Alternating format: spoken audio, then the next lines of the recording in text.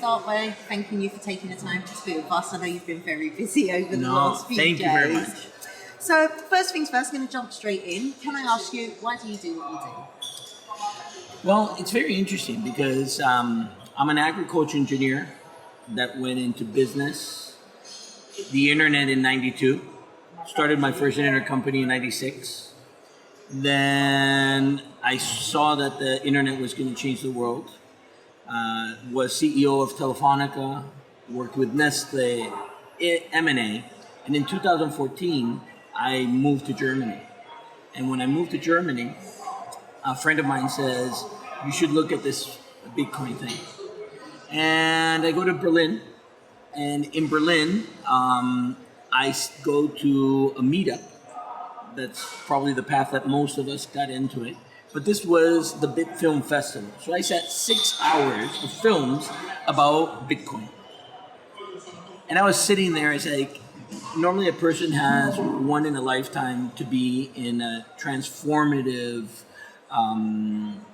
situation or a transformative wave. And I've had the opportunity to be in two. So when I saw that, I said, this is what I want to do with my life, because I really think that this is going to change. This is the internet of value.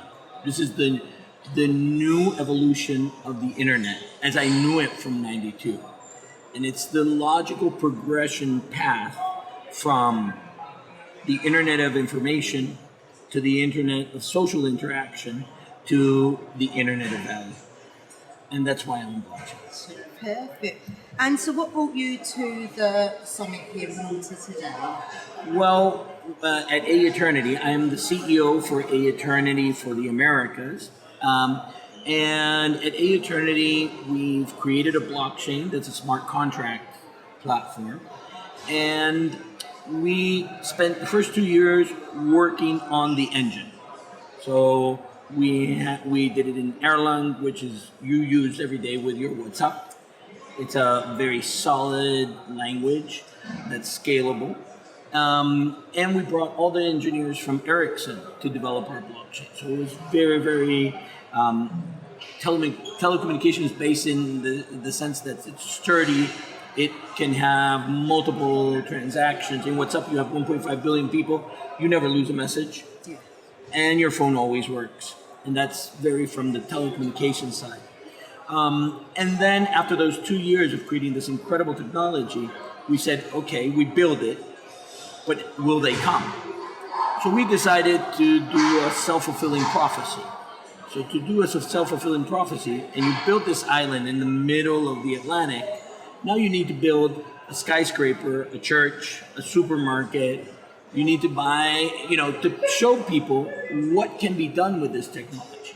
So we chose different verticals where we were going to concentrate on. One of the verticals was the traceability of cannabis, because we thought that this was very important when you bring the cannabis to the pharmaceutical stage for medical cannabis. So what we did there is we created a traceability from seed to product, but we did it in a different manner that normally people do. I'm an agriculture engineer. So I sat down with the agriculture engineer of Uruguaycan, and I said, what are your problems? Because I think that we sometimes lose the idea that we need to solve real problems, not just do blockchain because of the word. So we sat down, understood the problems that they have, and developed a system with IoTs and blockchain, so you would reduce the variability between one batch and the other. And that for medical cannabis is fundamental.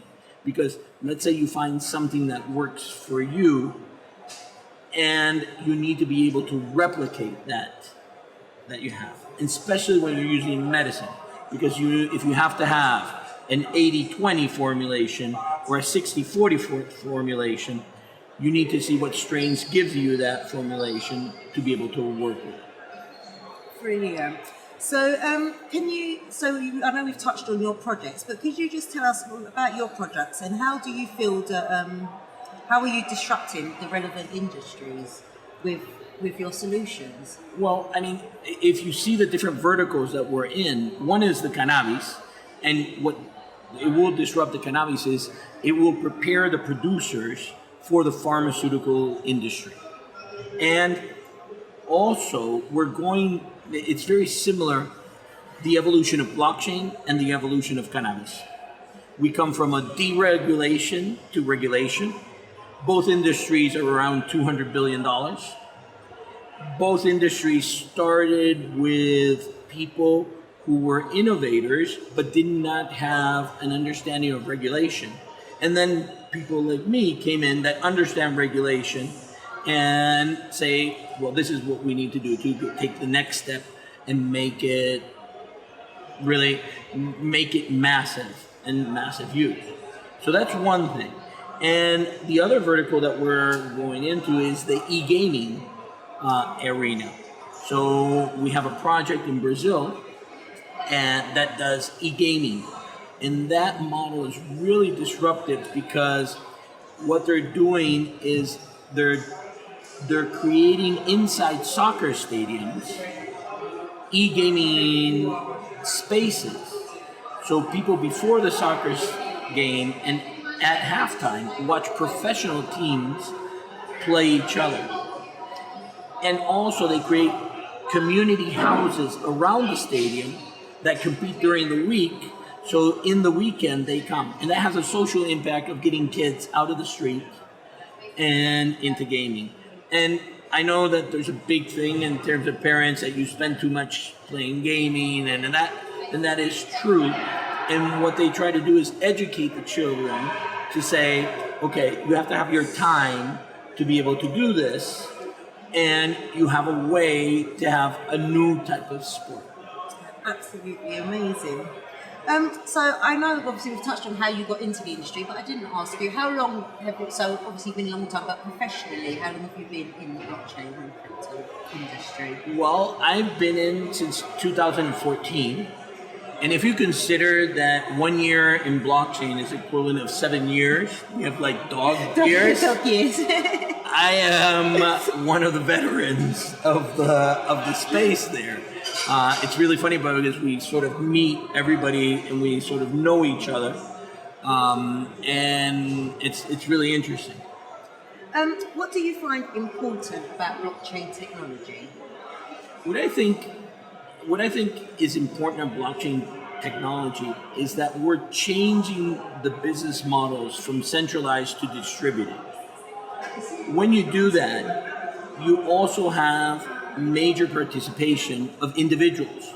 So instead of a concentration of power, you decentralize the power.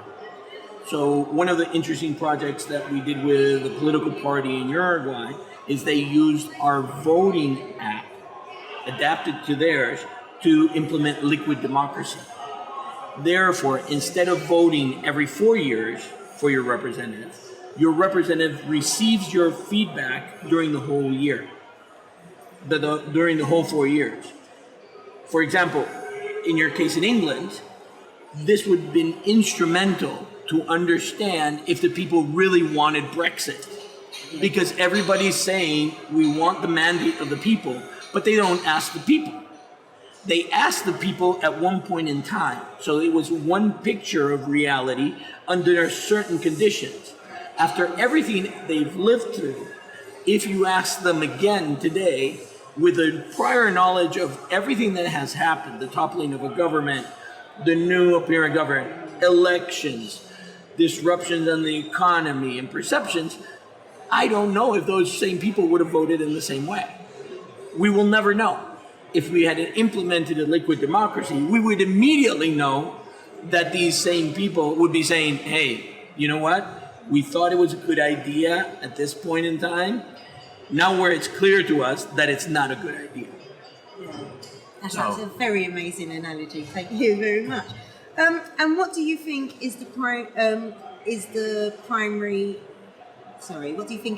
challenges facing blockchain projects today? I know we spoke earlier about this. For me, the main challenges is how do we achieve mass adoption? How do you get to the tipping point where the volume of users and transactions that you have make you a viable project. And at Aeternity, what we're doing is we're having a bottom-up and a top-down approach.